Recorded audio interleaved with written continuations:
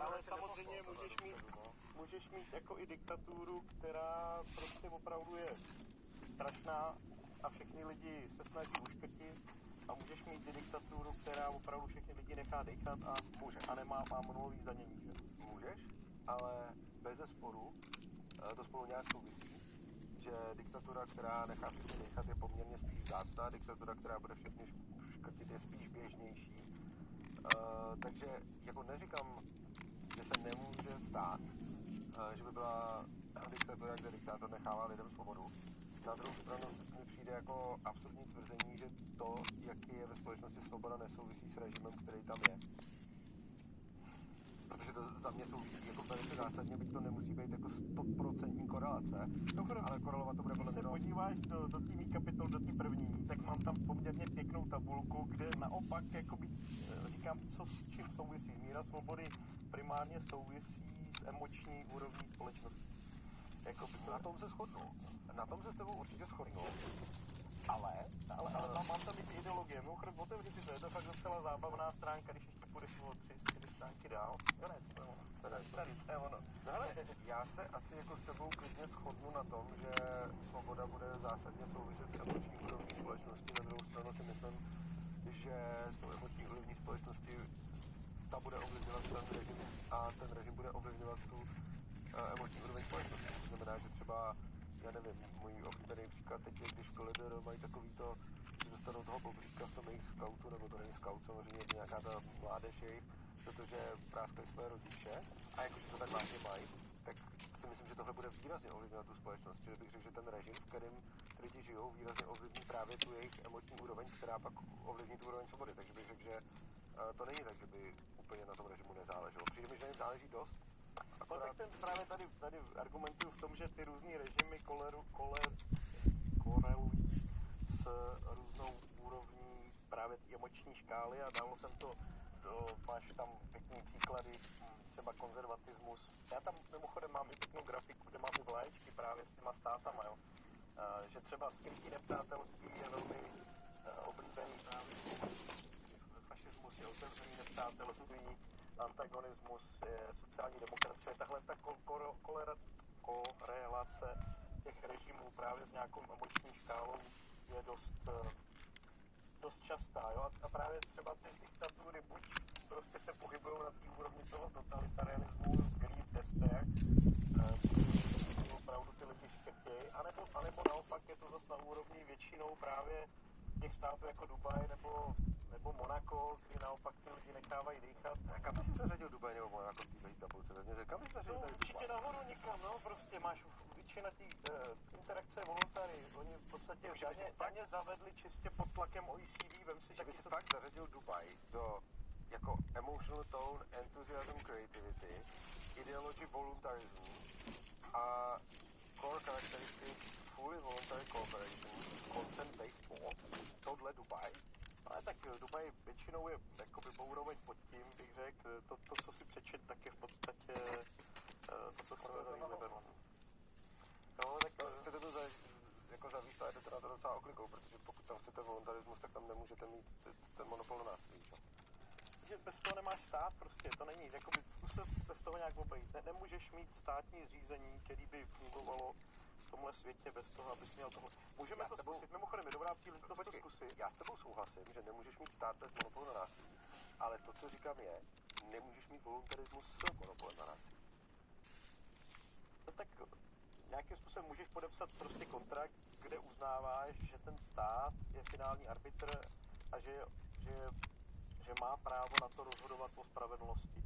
A to je kontrakt, který podepíšeš zcela dobrovolně. Mimochodem to máme vlastně v našem systému kontrakt, že v ostatních státech. No, ale co s ostatníma lidma, kteří se tam pak narodí třeba? Na praní vyzkoušejte Ariel Pods. Protože teď můžete prát i na kratší cyklus nebo na 30.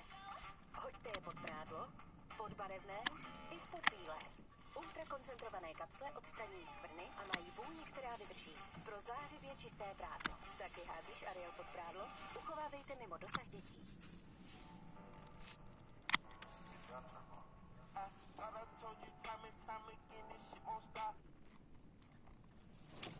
U nás je to tak, že v podstatě ten kontrakt, pokud začneš používat jako služby, státní služby, nebo chceš začít volit, tak ten kontrakt musíš podepsat. No, ale tak státní služby, co když se tam teda někdo narodí a... V podstatě jako ten kontrakt máš, jakoby je to v našich terms and conditions, že uznáváš, že seš v pohodě s tím, že tvoje merity fungují jako tvůj kolaterál a že seš v pohodě s tím, že systém liberlandské justice mimochodem má taky dva stupně. Jo. První ta varianta je zcela trh soudců, ale ten finální arbitr je jako státem zvolený soudce. No ale ještě teda v tom případě jinak, za předpokladu, že bych já, který nebudu občanem Liberlandu, bych přišel do Liberlandu, tak musím něco podepsat, nebo ne? Asi nemusíš, no. Jako nemusíš, ale... Dobře, ale tak to je stát, to právě, Liberlandu stát, tak to může to být. No, ale tak nemusíš tam volit si, jo.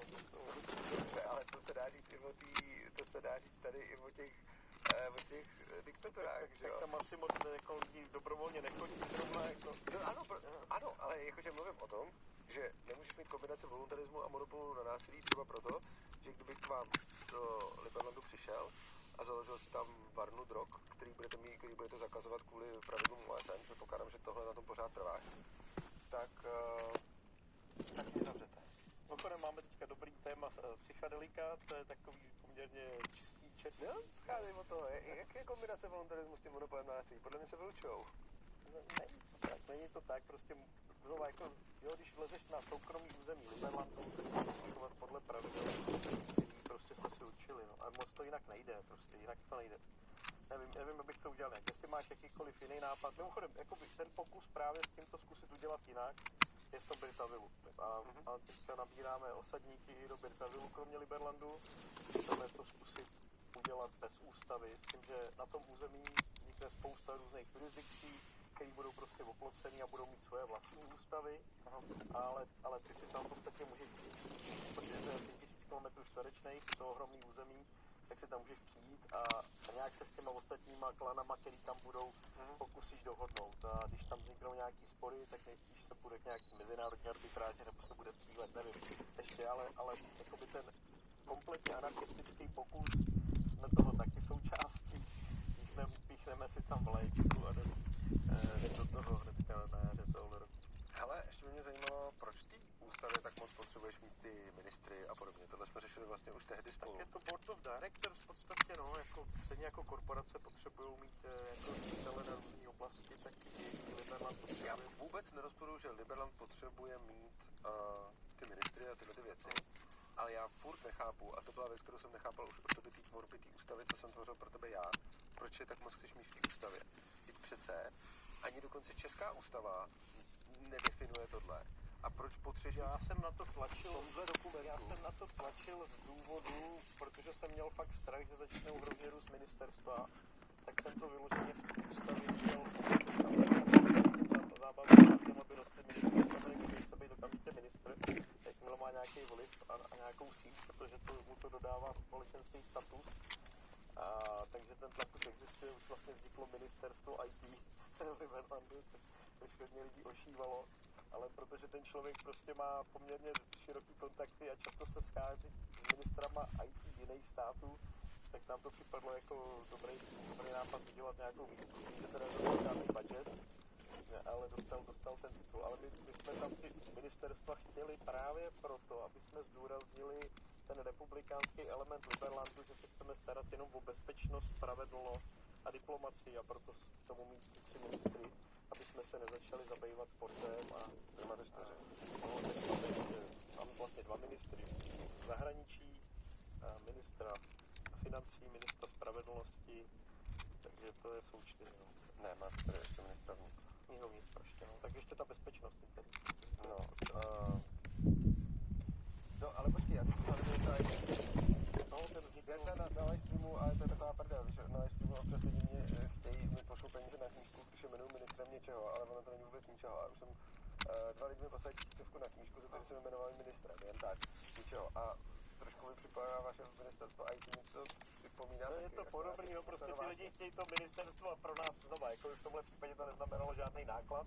Takže k čemu je teda, že v té ústavě jsou ty 4?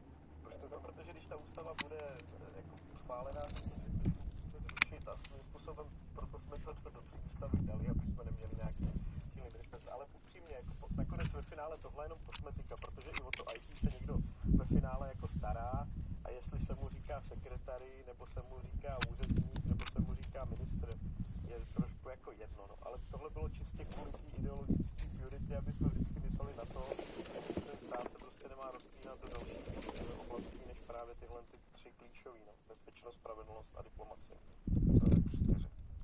No, je to bezpečnost, spravedlnost, diplomacie, ministr zahraničí, spravedlnost je ministr a někdo za to musí platit, že jo, takže to je to financí, ale čtyři, no, tak jo. Dobře, no. Ale to je vlastně jakoby nad tím, že jo, jako ty máš ty tři oblasti a někdo za ty všechny věci musí platit a ty prachy nějak rozdělit mezi ty tři oblasti. Jo, ale to vlastně přijde zvláštní ústavy, ale okay. Takže ta ústava musí pořád vlastně, že pořád dokument, který je ústava a on má 95 stran. Ne, to ne, máme teďka nejkratší ústavu na světě.